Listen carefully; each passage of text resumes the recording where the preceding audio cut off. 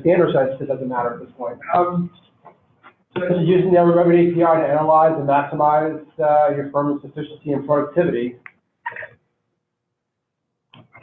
It doesn't seem to work. Okay. Interesting.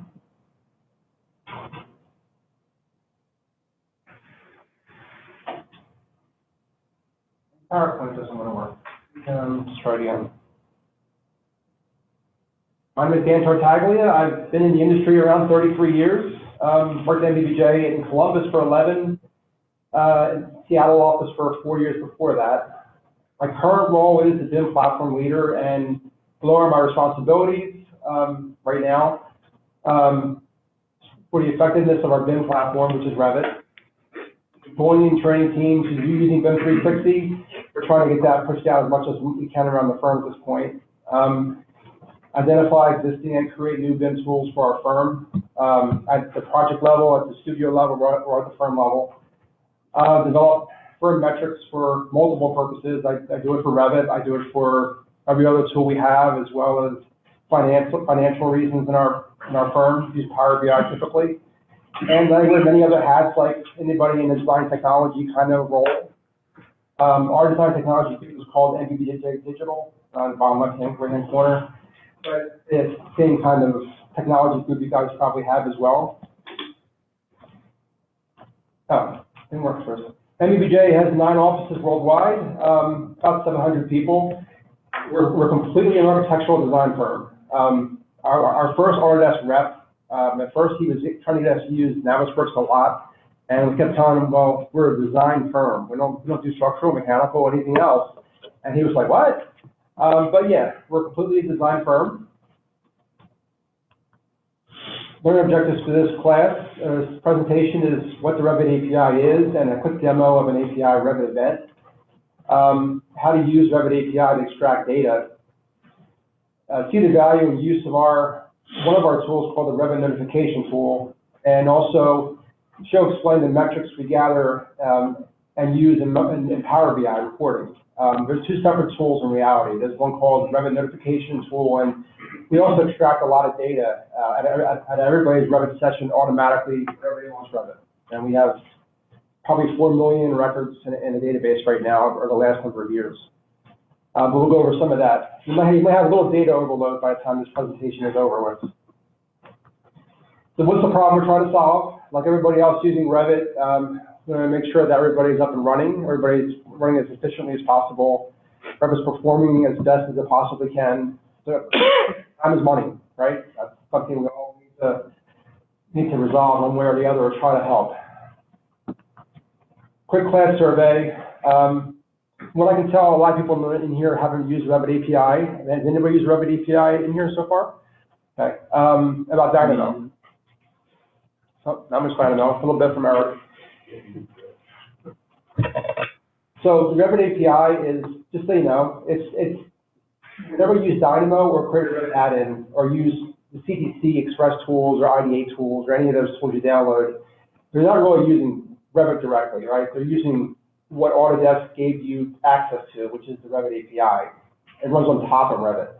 So it's just another layer of Revit. So without the Revit API, you couldn't create any kind of custom tool anyway, at all, Dynamo or any other kind of whatsoever.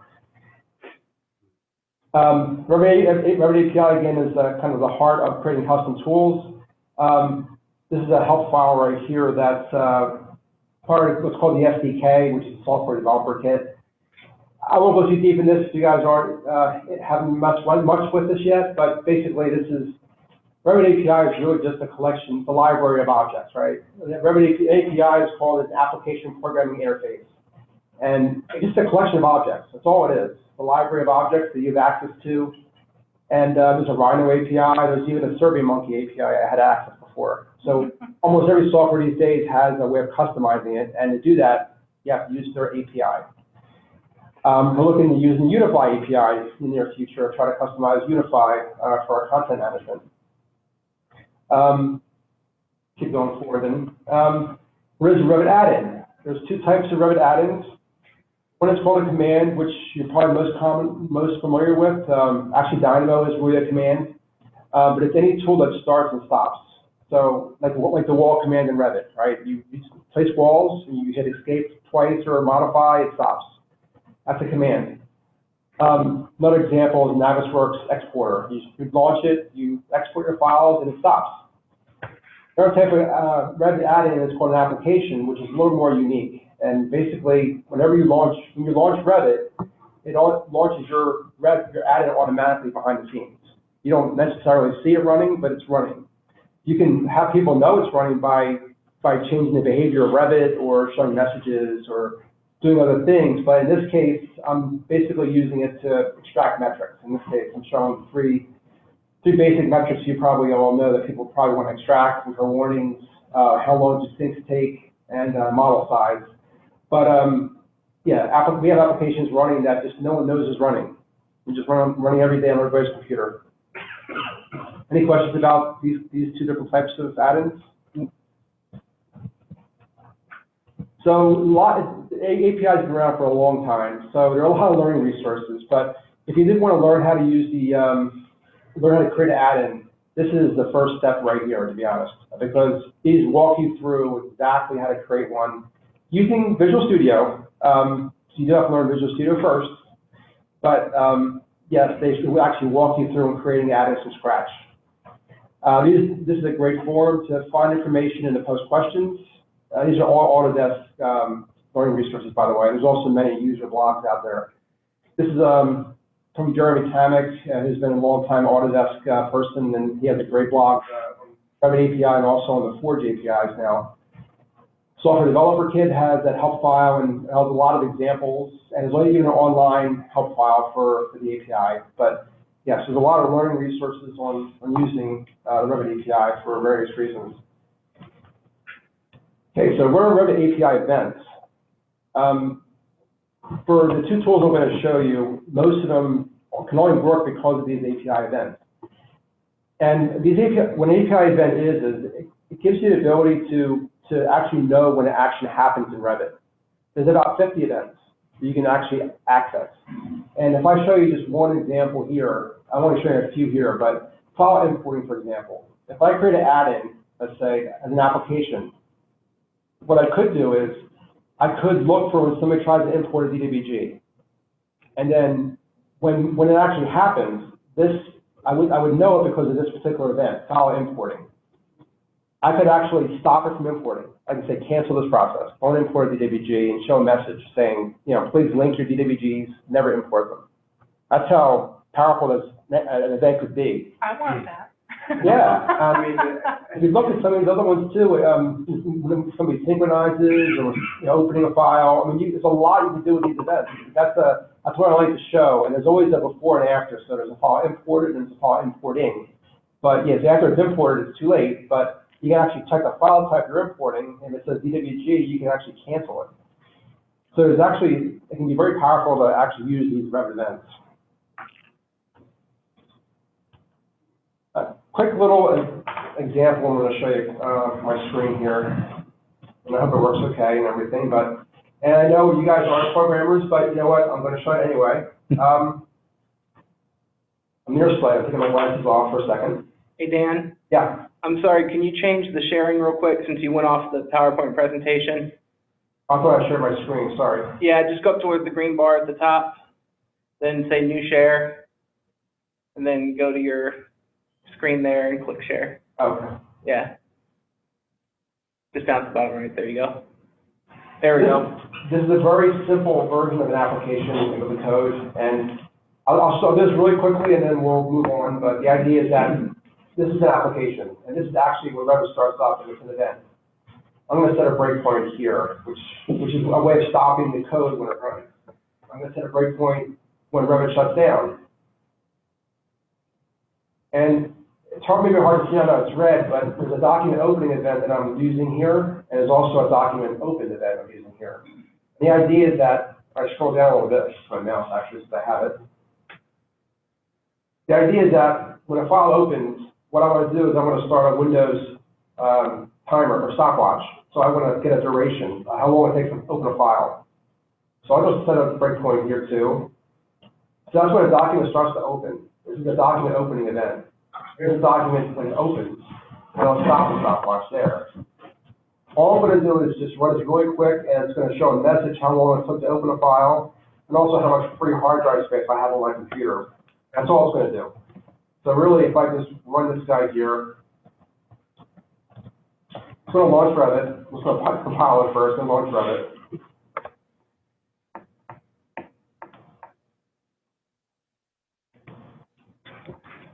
This is more or less the, check that light, sorry. This is more or less the basics of what two tools I'm going to show you in more detail in the PowerPoint presentation do. So it's launching Revit right now, and it's going to stop at that first breakpoint.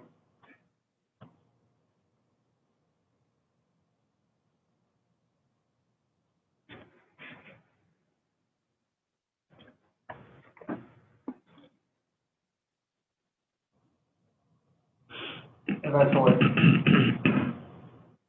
It can take a long time to launch sometimes, it goes. So stop it when Revit launched. It's going to start these two events here that I want to look for. Document opening, document opened. I'm going to run it again to continue, so it opens up the model.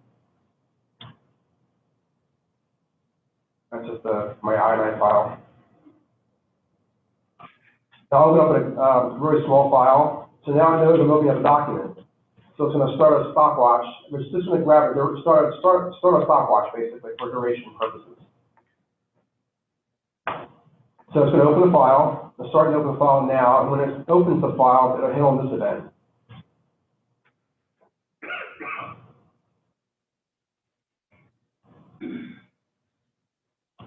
And then it's going to show two messages. It's going to stop the stopwatch, and then it's going to display two messages here, so I'm going to continue. So it's going to show me that the file took 32 seconds to open. I have 27 gigs of free hard drive space. So it's that simple. That's all it does. And it's the very basics of what an application can do. I just wanted to show you that really quickly before I stop. Any questions about that though? I know you guys aren't programmers, and I know this might be a little much, I don't know. It's one of those things, but let me stop this guy here. So is that any way similar to Dynamo versus Dynamo Player, where it's simplified, or do the users, the typical users have interaction? Sort of, kind of, yeah. Yeah. But that Dynamo doesn't, Dynamo can't run like an application though. It can't automatically launch when you launch Revit. That's the only main difference. You have to launch Dynamo separately. Can you customize like a little further? Like, I think that displays the time in like seconds. Could you like have it do minutes or? Oh yeah, like that kind of has that flexibility. Oh yeah, definitely. It's just a matter of how I show the time elapsed. I'm showing total minutes, but oh, okay. It was like 20, 30 minutes. So it's like Yeah. But and typically a file is a lot longer than that to open. You know, it might take like 2 minutes, 3 minutes. But that's just the code that I'm using to extract the data. You know what I mean? So I'm not showing you I'm not showing you how many hard drive space here either. Right. But that's the basics of how an application kind of runs. That's the very basics. Let me go back to PowerPoint here. Do I have to reshare my screen, or is this look good? It looks good so far. Okay. So first one I'm going to show you is the Revit notification tool. So we have a tool that uses document opening event that I just showed you. Basically, when anybody opens a document in Revit, if any of these 6 things happen, opening it goes to the central file directly, open the file over WAN or Wi-Fi is enabled, we'll have click and notified. Only if they're not on BIM 360. So on the conventional Revit, that's true. BIM 360, those first 2 don't count, to be honest. The second 3 count for both. We check for available RAM. You know, if there's 4 to 8 gigs available, they get an orange warning. Less than 4, they get a red, and you can read the screen. And then, you know, we want 25 gigs free as that's our recommended minimum. And also number of users in the model, we would like to have no more than 8, but we know that there's deadlines can happen and there's more than 8 people on a model. But the idea is that if one of these 6 issues happens, this is what happens. We'll get a message here in the systems tray, either be red or orange, and we'll also get an icon here for NBBJ digital. And then this will stay persistent until while the model is open, but this will stay open for about 10 seconds. But if they click either one of these, look at a dashboard that shows what warnings popped up that physically came across. And the idea is that they click on one of these links for any of the issues that came up, they'll find out how to resolve them. So if they open the central file directly, they'll see instructions in Revit how to open a file correctly, a local file, right? Not to work over WAN, use our Citrus environment, to free up hard drive space. Besides users getting these notifications, an email is also sent to that user's studio BIM lead, and also sent to our BIM support and myself. So I get about 10 emails a day from around the firm. Most of them I ignore, but some I don't, depends on the issue. But this is a really direct way of trying to stop problems from happening on models, right? We can prevent issues from happening before they really become issues. So if somebody does try to open the central file, they just get the warning that they continue to open it, or can it stop? They will. I mean, the whole thing about it is customer service, right? I don't want to do anything that's going to be too intrusive. I thought about sending people, we initially thought about sending people emails as well, but you know what? You send a user and send 20 emails a day, you know what I mean? You don't want to do that, so we're just showing them the message as well. But you're right, though, because the problem is, if you're the BIM lead, you may be opening the central on purpose. But there's one example that I came across early last year with this one here, email I got from a guy named Arash in our Seattle office. And basically, I was leaving for this is actually Pacific time, so it's close to the end of my day. But these are the two issues that came up. He actually had opening a model. He had the central file open, and 10 people were already working in that model. Oh, gosh. So, of course, red flags went off in my head. Of course, if they try to sync, they can't sync. And if they try to sync, it might corrupt the central model. So I had to call him up at the end of my day in Seattle and ask him what the heck's going on. It turns out he's a Rhino Grasshopper user. He's an intern. He was dumped on this project for the deadline, and he had no idea how to use Revit. And he opened the central file directly. So I showed him how to open it up, showed him how to close it and create a new new local correctly. And luckily, nothing ever happened from it. Luckily, we caught it in time where nobody submitted help requests or had a problem with the model. But that's one instance of maybe 10 hours or more being lost in that corrupt central model during a deadline. That's just one issue that we've come across over the last number of years. Any questions about this particular tool? And another thing about this is that some of these numbers may seem high in some respects. I mean, we actually raised them a little bit because of BIM 360, because it takes more hard drive space, takes more RAM. Number of users, we always recommended 8, but it all depends on a lot of factors. You know what I mean?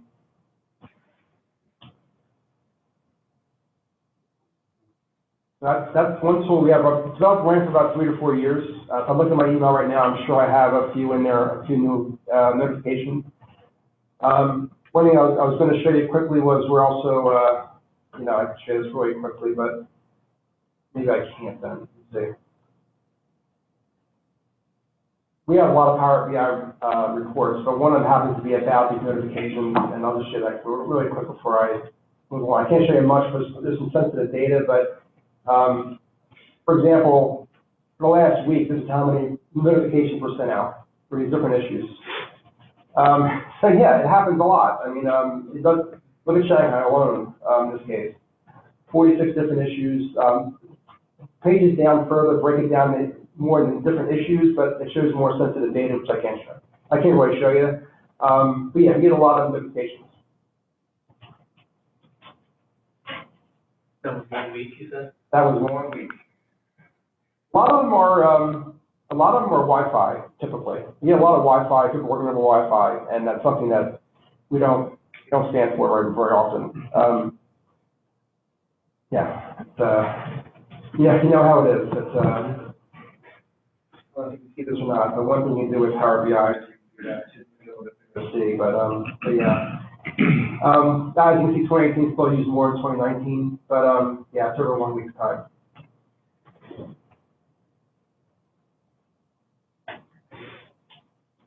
Okay, so the other tool I'm going to show you, and there's a lot more data involved in this, and it was a lot harder. It was a lot harder to create. And that is our our Power BI reporting information. Every time somebody opens up Revit and opens up a model, we extract data automatically. 70 metrics. Only data you can extract in milliseconds. So nothing that takes more than a millisecond to extract. A number of warnings, not what the warnings are, but number of warnings, number of groups, stuff like that. And there's 5 overall performance factors that we feel that are important to measure against. The first one is Revit, obviously, because we know Revit. Well, Revit, because of the build of Revit, you're supposed to use the same build of Revit on every project. On the same project, everybody has the same build of Revit. There's also other factors like collaboration for Revit build and even the desktop connector build. The model itself, of course, there's always many factors in the model that can cause performance issues. How do users work in Revit? Are they working over the WAN? Does the Revit open too long? Did the model open too long, for example? User's computer could obviously cause performance issues. And also the network they're working on, if they're using wireless or not, or working from home, or Revit network problems in general. These are the overall 5 factors. And to be able to put this tool together, this is kind of how it works. So anybody launches Revit, our application starts. It's an application that runs behind the scenes. No one knows it's really running, unless we tell them, to be honest. And then when an event happens that we're looking for, in this case, I have this as an example, but I'm using about 20 or 30 different events. It's more complicated than I'm showing here. But when an event happens that we care about, that helps us extract the data, we extract the data in milliseconds, and we do a lot of testing before we deploy this to make sure that we didn't slow anybody down. That data is then sent to our SQL database. We actually have 3, one in the US, one in London, and one in Shanghai, and then in the end, in the back end, they all merge together. And then we show that information in Power BI, I kind of just showed you a minute ago in the Power BI cloud service. That's kind of that's the very basics of how this tool works. Again, over 70 metrics right now. I just added 3 or 4 last week, or last month, I should say. And that's one example, model size. I mean, anybody who launches Revit, I get their model size, I can get exactly when their session ended, who the username is, the model size, the Revit version, and even the studio they're working in. That's some of the information that I'm gathering. We use Pune. I actually outsourced to a Pune firm. More information about that, let me know. But a lot of times for like you said, for all the CAD files, you work in the Revit, we have a Pune firm that we send out to them to do it for us, because they do it faster and cheaper. But it depends on the project. Okay, so now we're going to get into a lot of data here. So I'm going to show you this whole dashboard in more detail. The idea is that the 5 different factors and sections here. First one is obviously, I'm showing you one example of each factor, but groups, version of Revit, WAN, how much hard drive space they have on their computer, and even your network itself. So again, this is a big dashboard. When I first show it to somebody, they get a little bit overwhelmed. I'm not gonna lie to you. The dashboard is meant to look for red flags. It's not meant to be a model audit tool. It's meant to be an overall kind of environment tool for the use of Revit. But next thing I'm going to do is show you this in more detail. Any questions so far, guys? Okay, so let's go into that then.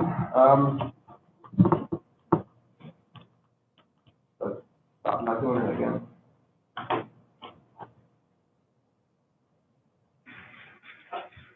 Let me go into that real quick here. It's gosh, I have to show my screen again.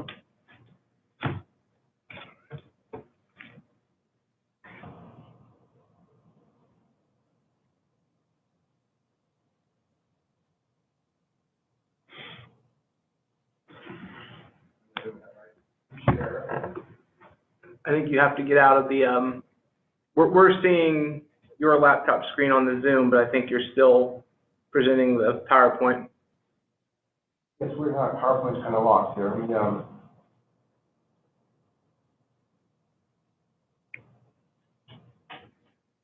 going to close PowerPoint. All right. This is the start of our dashboard. Sorry, Dan, now you have to change your share back, I think. Gotcha.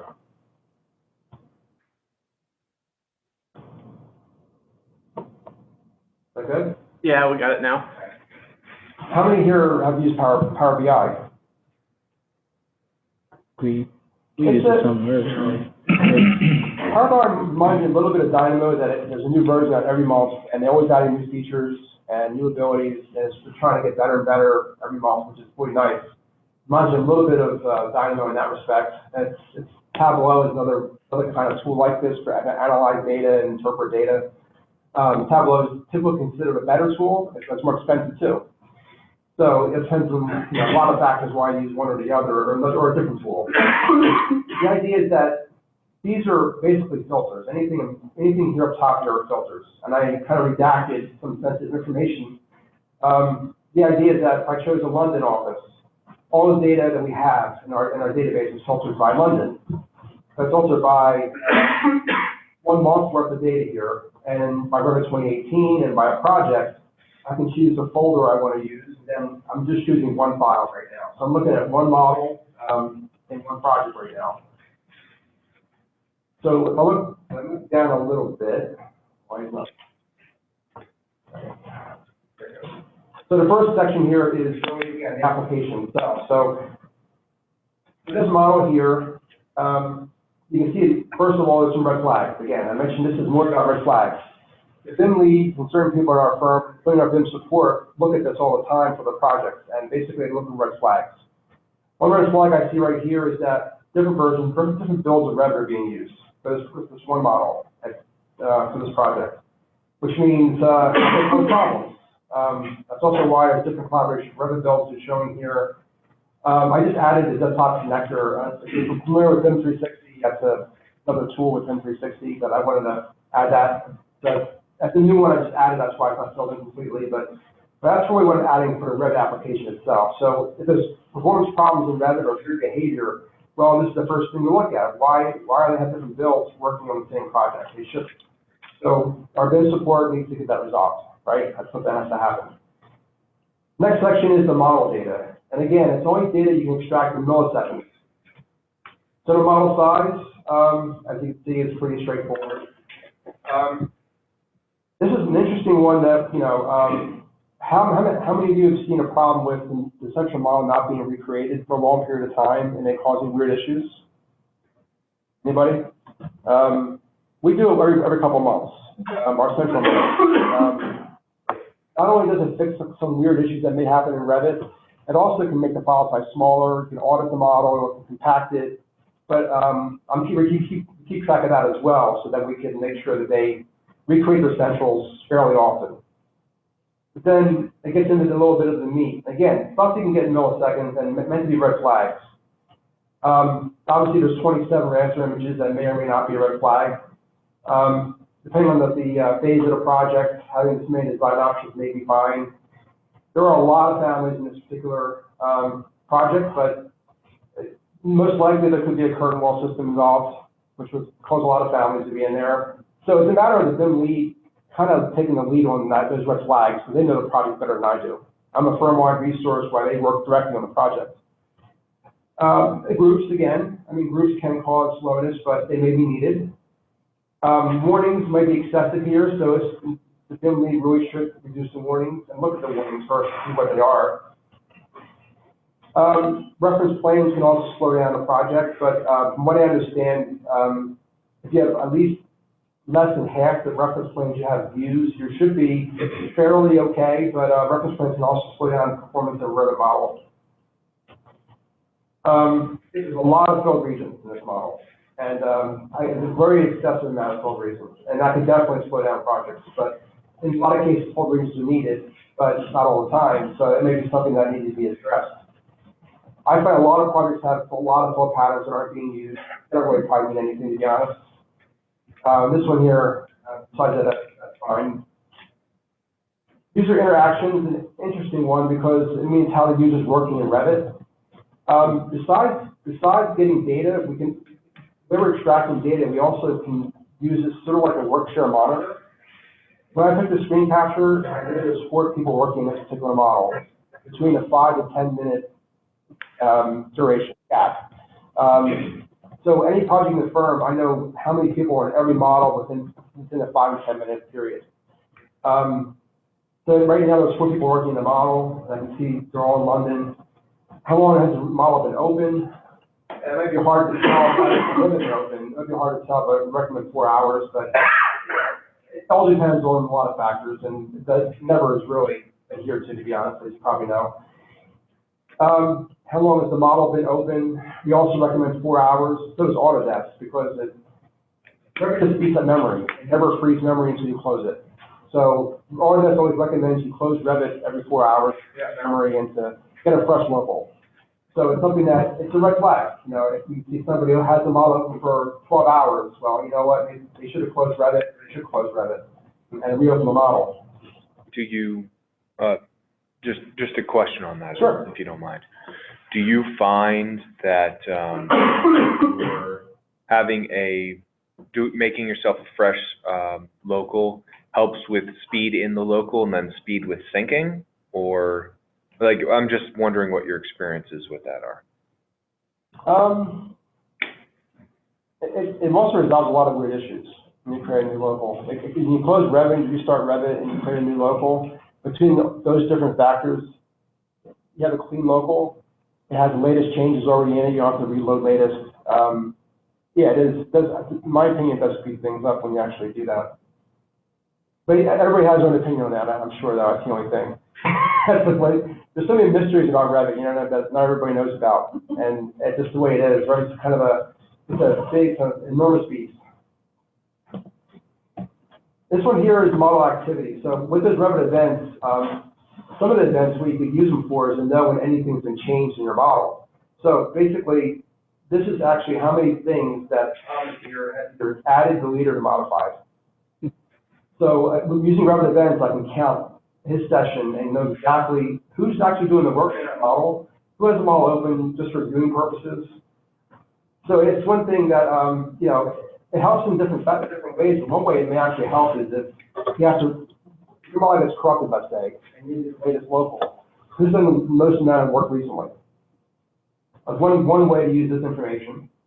How long does it take to open a model is a, you know, no-brainer. I mean, that's something that we always want to know. In this case, at some point it took over 5 minutes a while back to open the model up. It seems like it got a little bit better over time, but it's like days still taking a long time to open the model. It took them 4 minutes. The model is, you know, 500 megs, whatever it is, so I can't say that I blame it, but yes, red flags again. Looking for red flags that may or may not help the performance of a project. The problem with Revit is that the lowest common denominator is the slowest person affects the whole team in a sharing environment. So, you know, if somebody it's going to take 5 minutes to open a model, there may be a reason why that is, and maybe they should reopen it, or as long as they're not affecting the rest of the team. And again, looking for red flags, making sure that everything, so if all is working correctly for everybody else, then it's not necessarily a problem. How long does this thing take to finish? So I'm getting the average sync times right here. So yes, I mean, in this case, they're pretty good right now, but at one point they weren't. And just to alter record, but London had issues with the server recently, which is why some of these times are probably high. They had some server issues. But luckily they have gone away recently, so you can see the sync times are much better than they used to be for some people. How often do users sync? Was this report that noted that you had problems with your server? Which flagged server problems? What's that? Was it this program that flagged the problem with the server, or? Actually, a notification tool did. Because we had problems with our server, the people were opening the central file directly, and it, not on purpose, but because of the server problems, the creating local was grayed out. They couldn't, so they're just opening the file, didn't realize they're opening the central file. So the actual notification one actually kind of caught that one. Does all through BIM 360 or? I mean, the metrics or the. Well, yeah, I mean, does it take longer to open a file from BIM 360 or synchronize? It seems like it takes longer to open actually I'm doing that evaluation now for a project, for our firm with a project. I I have a large project in Columbus and you have a large project in London, actually it's this project. And I'm going to compare the numbers and see, opening times, it seems like BIM 360 takes longer. Sync times, it seems like it's faster. At least that's what I found so far from my examination of data. So in this case, usually sync times are not too bad, but document session hours, how long they've been in the file, how many times they sync, and then also then there's the average amount of times they sync. Average sync time per hour. So we recommend everybody sync about an hour each hour if they can. And I'm not sure if you do this or not, but sometimes we have teams that schedule when they're going to sync. They're large teams, so they'll sync at certain points of an hour. You know, every quarter, 15 minutes into the hour, somebody will sync every 30 minutes into an hour, depending on how big the project team is. But once an hour is our typical recommended for how often they should sync. But it really depends. You know, everybody has a different idea on that one too, as you know. Open essential file directly, and some of these people I know are BIM leads. Some cases I know they're not BIM leads, and we definitely caught issues when people open the essential file directly, not valid for C4R models because it doesn't happen for C4R models, so I don't count it for those. This is working over the WAN. We don't like that. So somebody's working from Shanghai to London. So yeah, that's a pretty far distance to work over the WAN. And that definitely slows people down if they are. In this case, it's one person who probably traveled to Shanghai and is working on a London project. And yeah, a lot of data. Again, data overload here, guys, and I apologize for that, but there's a lot of data here. Users on Wi-Fi. We definitely don't like that. We definitely stop that from happening. Concurrent Revit sessions. If there's issues with the model, if there's issues with performance, we definitely look at this as well. You can get people with 8 sessions of Revit running at the same time on a deadline. Because they have different models open, they're creating PDFs in one session, they're doing this, they're doing that. And it's definitely, you're creating PDFs, you should be task central. Because that way you're not affecting everybody else. But not everybody does that, and it can definitely affect performance if it happens too much. How long is Revit idle? That's one that took me a lot of work to do programmatically to make it work with all the events. But the idea is that if your cursor doesn't even touch the Revit window, in 30 minutes, I start a counter. And then I stop the counter when the cursor touches the Revit window again. This touches the window, not even clicking in it, just hovering over the window. I've had 24-hour, people in there 24 hours in the model because they left it open all weekend. And it happens, people do that. They open all weekend, they don't work on Saturdays, and they may not, they just forget. In this case, it's been not too bad. 4 hours is kind of what we recommend at most, but I've seen much higher than that in other data that we have. Working remotely. It's not necessarily a red flag, but if we have people working from our Pune office and people working from, let's say, Columbus, in this case it's London, but even London, because of the latency of accessing the central model, that can also cause performance because it's so far apart. So we recommend our Pune staff not working at the same time as some of our other offices for that reason. So I happen to know, Sandy, Stanchion, and Ashwini are in our Pune office. So they really shouldn't be working at the same time that Dave is working because that might be causing performance issues.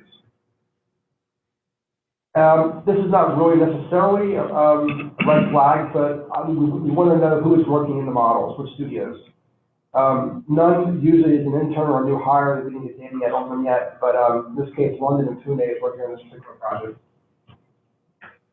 User skills. This is a whole different topic. We also, at Midwest University, I'm teaching a Power BI class, but on how to get the user skills for all your tools in your firm. We do that for all our tools, and so I know right now what kind of user skills do people have working on this particular model.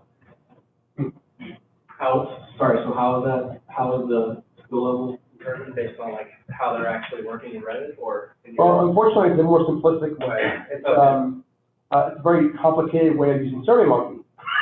So, unfortunately, it's like, now, here's your SurveyMonkey. What level are you in Revit? Oh, okay. The BIM leads have the ability to go in there and change their staff's level because obviously people overestimate what the skills levels are typically. Yeah. But I wouldn't include that here so that the BIM leads could see, what level people are working at exactly. If it says none, I may have no knowledge here, that may be a Pune person that we never got a skills survey from. But at least you get an idea of, if they're all in it basic, let's say, or even beginner, then they might be limited, that definitely could be an issue for training and cause problems. This one here is a kind of an interesting one, and that is that when we first started getting this metrics, we realized that metrics showed that people had files open for weeks at a time. And we couldn't figure out why for maybe a few weeks. And what happened was Revit crashed. Mm-hmm. So Revit crashed, our metrics didn't account for, the model wasn't closed. So now we send a 15-minute heartbeat every time for every Revit session. So we know that after 15 minutes, if the heartbeat doesn't come back for that model that's supposed to be open, we know crashed. So it's kind of it's a complicated way of, if I contact these people, in my testing, basically Alice would tell me that she's using PDF creation and it froze, she crashed Revit. Or another reason, or Revit crashed, someone was using Dynamo incorrectly. But this is actually Revit crashing. It's actually, I kind of made it nicely written, but I should just call it Revit crash. That's really what this is. Other than that, this is not really a red flag, but we want to know who's using Dynamo on a project. So we know this particular project, there are Dynamo users. Not all projects use Dynamo, but this one happens to be using it fairly heavily, it seems. And then there's computer information, which is hard drive space, free hard drive space. I have a lot of Revit notifications where free hard drive space is at like 1 gig. Free hard drive space, where they're trying to open up a 300 meg model with a gig model or a meg model with a number of links, and obviously you shouldn't do that. So the idea is that so free hard drive space, total amount of RAM. When we first had this up and running for the first year and a half, these metrics were really bad because a lot of our computers are older. Some had 16 gigs of RAM. Some people were using Surface Pros for Revit use. So we can catch them this way and then contact them and then say, no, you can't do that. Available RAM, I get a lot of red flags, I get a lot of notifications for, in this case they're pretty good, but I get a lot of notifications for not enough RAM when they launch Revit because, well, you know what, they're rendering or they're using Rhino, Grasshopper, or they're doing something else. I think they have a lot of memory. In this case, they're all pretty good. Again, a lot of data here, and computer information. I have two tables here at the very last end of my report here. I like having all the email addresses. From Power BI, I can usually grab these in Excel and then email the whole list if I wanted to with any problems. So I like having all the email addresses available. A couple of important things here that I think are worth mentioning are temp file count. There are problems happen in Revit, any weird issues happen again, or even performance issues. We normally have them close out Revit, delete all the temp files, clean out their computer as much as possible, but this counts how many temp files they have currently. So if Thomas is having issues with Revit, or Alice is, then, our bench support will go in there and clean up their hard drive. This is a new metric I added recently for the BIM 360 cache folder. If you guys use BIM 360, you realize that it takes up a lot of hard drive space. It locally copies multiple copies of your RBT files on your hard drive. You see this person, some of these people have 18 gigs of just from using BIM 360 on their computer. So it's something to keep track of so that if you run out of hard drive space, well, we can clear that out. And then last but not least, probably is network information, but it's just the active computer network name, their type, and then if network speed is typically a gigabyte on our internal network. No one's on wireless here, so nothing fun to show you here, unfortunately. But that is our big giant report on looking for red flags. Any questions about that? A lot of information, and is there anything that you think we're missing that we can extract quickly that would make sense? I added sheets recently. I added a couple different things recently, but yeah, it's just Again, things you can extract in milliseconds. So how often do you review that with your bid leads?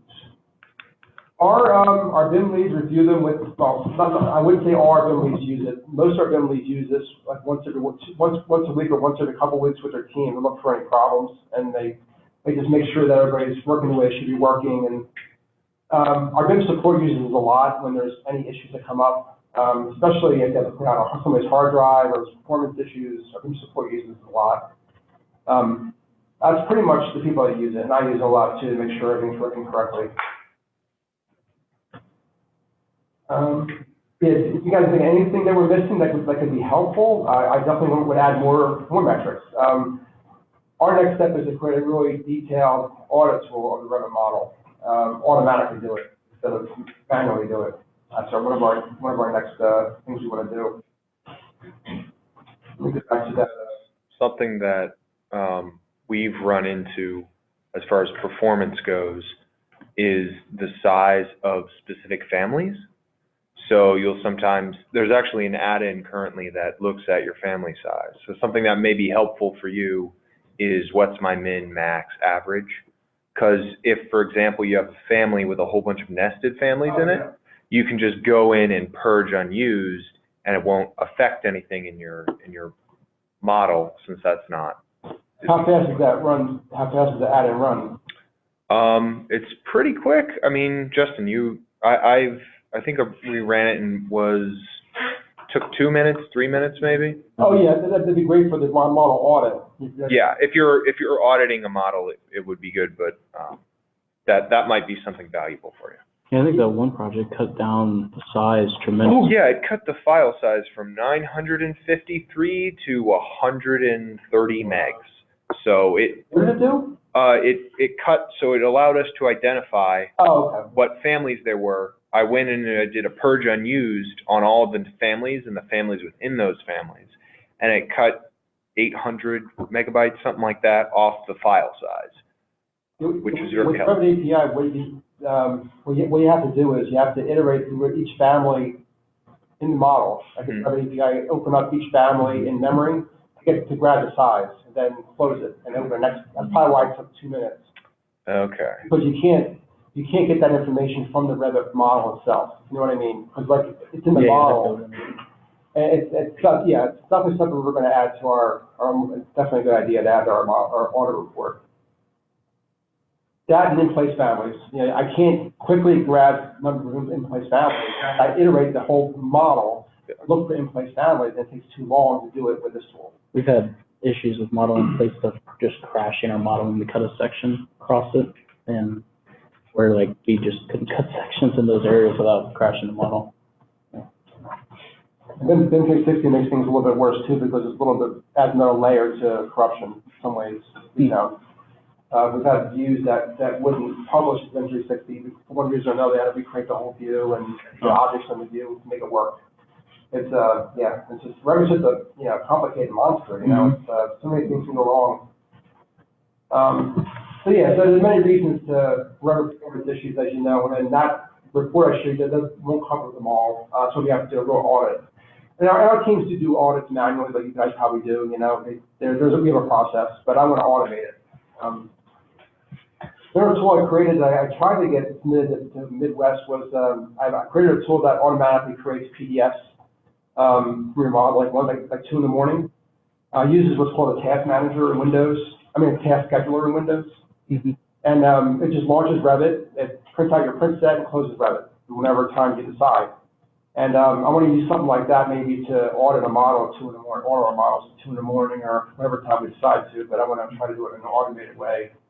But yes, there's many reasons for performance issues. The data and the value. I mean, I find that both tools I showed you have a lot of value. I mean, both have given us a lot of time and effort on our project. Especially a notification tool, I think, because it's very quick. You know, it tells you right away the problem's there. Right now, we're very tactical. You know, right now we're being very tactical, but we also want to be strategic and grab a lot more data from our models, and that might help in our future projects to make things more efficient. You know, our field region's better than using groups in some ways, or look sets. Different objects cause more performance issues than other types of objects, And you never get a good answer from Autodesk, which is the best way to go, so everybody does it their own way.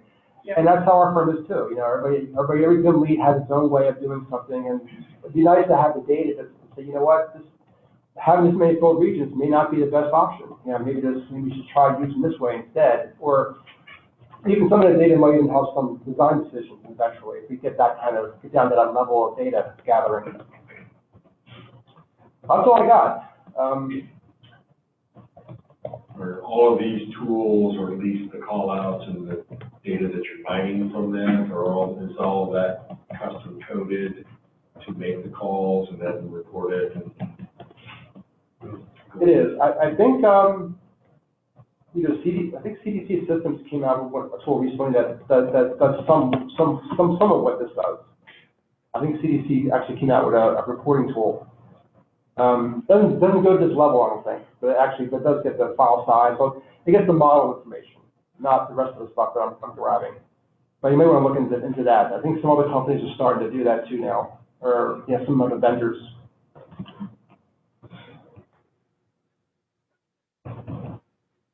Yeah, fun stuff. But the problem is, I'm a part-time programmer, so, I do this and then I have to leave it and do something else. I never go back to it, so I'd love to get the audit process going, but it might take a while before I do a good model audit.